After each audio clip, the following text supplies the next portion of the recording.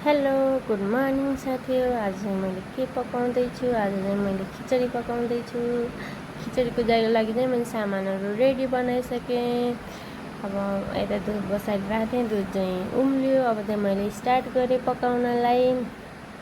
मैले चाहिँ घिउ हालेँ, मैले घरदेखि ल्याएको त्यो घिउ अब सकिन लाग्छ। थोरै मेथी हालेँ, त्यसपछि चाहिँ मैले सामानहरू रेडी बनाएर राखेको थिएँ। बनाएपछि बनाउनलाई सजिलो हुन्छ नि त। प्याज, अदरक लसुनको पेस्ट, यो चाहिँ अदरक लसुनको पेस्ट हो। प्याज हालिसकेँ। अनि आज चाहिँ मेरो बुढाले भिडियो बनाउँदै हुनुहुन्छ, थोरै थोरै मसलाहरू हालेँ। अनि यस्तो हुन्छ, मैले चाहिँ यसरी बनाउँछु। हजुरहरू कसरी बनाउनुहुन्छ खिचडी? अब बनाउने तरिका फरक फरक हुन्छ। थोरै आलु हालेँ, भेन्डी र बोडी हालेँ थोरै।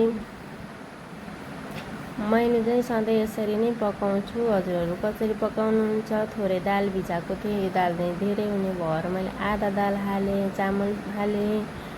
अनि हजुरहरू कसरी पकाउनुहुन्छ? तर मिठो हुन्छ, हेल्दी पनि हुन्छ बाबुको लागि। मैले यसमा साग पनि हाल्नेछु, फर्सीको मुन्टा थियो थोरै, त्यो फर्सीको मुन्टा पनि हालेँ, टमाटर हालेँ। अब चाहिँ अन्तिम भइसक्यो। अब सिटी लगाउँछु एकछिनमा पानी हालेर। मैले चाहिँ पानी पनि हालेँ, अहिले पानी धेरै हाल्नुपर्छ नि त। यो चाहिँ काजु बदाम मैले फ्राई गरेर राखेको थिएँ, काजु बदाम पनि राखेँ यसमा।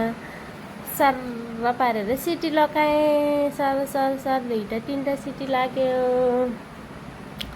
अब चाहिँ मेरो खिचडी रेडी भयो खानालाई। अब चाहिँ एकछिनमा खान्छौँ हामी। Bye bye. मेरो भिडियो